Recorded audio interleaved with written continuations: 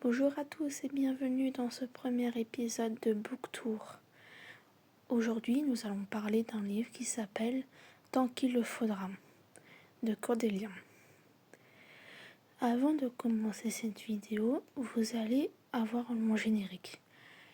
Et à la fin de la vidéo, vous saurez si c'est un livre à avoir dans votre bibliothèque ou non. Allez, on se dit à tout de suite après le générique.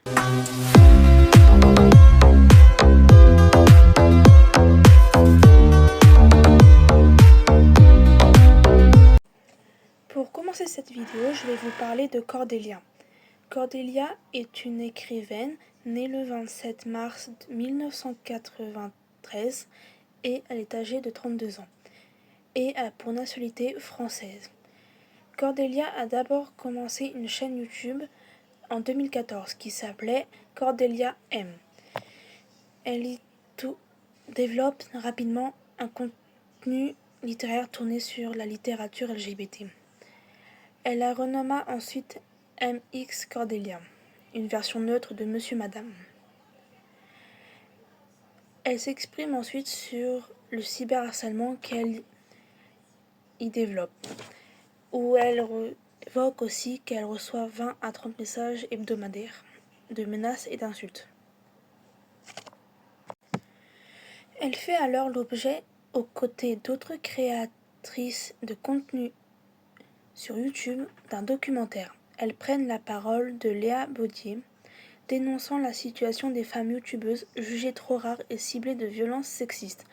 Ouvertement bisexuelle, elle reçoit en 2018 un Outdoor Prix récompensant les initiatives visant la communauté LGBT.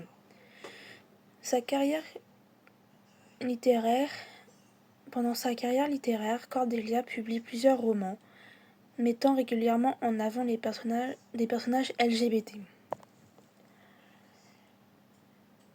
dont des romans pour la jeunesse. Elle publie en auto-édition son roman Tant qu'il faudra, après avoir dépassé les 200 000 lectures sur Wattpad et être arrivée en tête de classement des récits jeunes adultes sur la plateforme gratuite. Le roman est ensuite édité chez les éditions Akata. Son premier roman jeunesse, Alana et l'enfant vampire, est publié chez Scrineo, comporte des personnages lesbiennes et non-binaires, et écrit en écriture exclusive. Le roman reçoit un accueil favorable dans la presse pour enfants, en particulier pour le traitement du handicap et de l'identité, et est remarqué en interne par les professeurs documentalistes concernant la représentation des personnages non blancs. Elle défend également la pratique de sensitive rider, qui consiste à avoir recours à des consultants spécialisés quand on traite de minorités auxquelles on n'appartient pas. Elle est également très active sur TikTok et sur Wattpad, où elle produit des fanfictions. Vous pouvez trouver Mon ami Gabriel en auto-édition, L'éveil des sorcières tome 1 chez Scrineo, Tant qu'il faudra en 3 tomes chez les éditions Akata, et plein d'autres œuvres qu'elle a sorties. Voilà pour la présentation de Cordelia. Bien, maintenant la présentation de Cordelia finie, je vais passer à une petite explication du livre. Qu'est-ce que ça raconte, etc. Donc je m'y mets. Tant qu'il le faudra parle de plusieurs personnes qui se regroupent pour une association qui s'appelle OMAG. Et c'est une association LGBT, et elle se retrouve plusieurs fois pour ensuite sortir un magazine. Et c'est un livre où Pendant les chapitres, on alterne entre les plusieurs personnages, de leur point de vue, avec leurs histoires, avec plusieurs personnages différents, etc. Et dans ce livre, les personnages qu'on peut retrouver sont Prudence, une jeune lesbienne, dans le placard, David, un étudiant gay, Jade, une militante féministe et anti-validisme qui est handicapée, Ina, qui est déjà dans la vie active, et plein d'autres personnages, dont aussi Harry, un personnage transgenre, et etc., etc.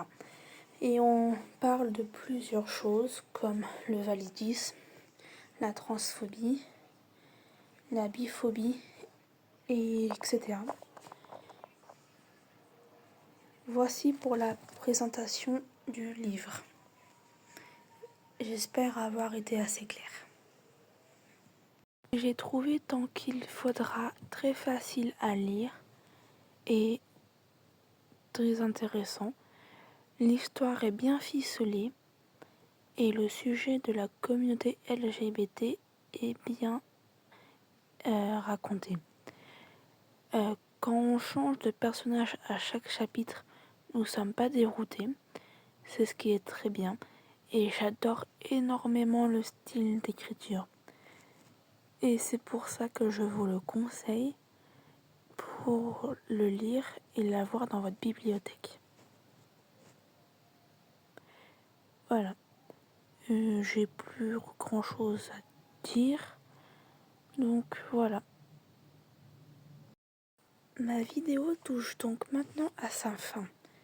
Si vous avez aimé, likez, abonnez-vous et partagez.